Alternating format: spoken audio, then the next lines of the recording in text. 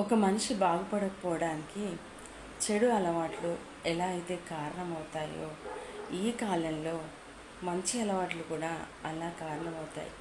అదేంటి అలా అనుకుంటున్నారా? చెడు అలవాట్లు ఎలాగో మనిషిని ఖరాబ్ చేస్తాయి, కానీ మంచివి కూడా ఖరాబ్ చేస్తాయి. ఎలా అంటే అందరూ నా వల్ల అనుకోవటం, అందరి అవసరాలు తనవి అనుకోవటం, ముఖ్యంగా ఒకరిని మోసం చేసే తత్వం లేకపోవటం, ఇలాంటి మంచి గుణాలన్నీ ఈ రోజుల్లో మనిషిని పాడు చేస్తున్నాయి. ఏమంటారు?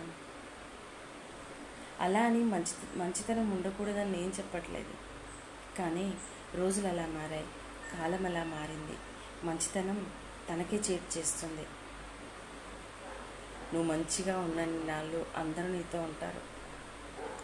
నీవు కొంచెం కాలం అటు ఇటు అయిందా, నీ పరిస్థితి అటు ఇటు అయిందా, ఎవరు ఉండరు నీతో. పైగా చెడ్డవాడని, చేతకాని వాడని ముద్ర కూడా వేస్తారు. అలాంటిది లోకం. అందుకే అన్నాను, చెడు అలవాట్లు మనిషిని ఖరాబ్ చేస్తే ఎలా అయితే ఖరాబ్ చేస్తాయో మంచి అలవాట్లు కూడా ఈ కాలంలో మనిషిని బాగుపడకుండా చేస్తాయి.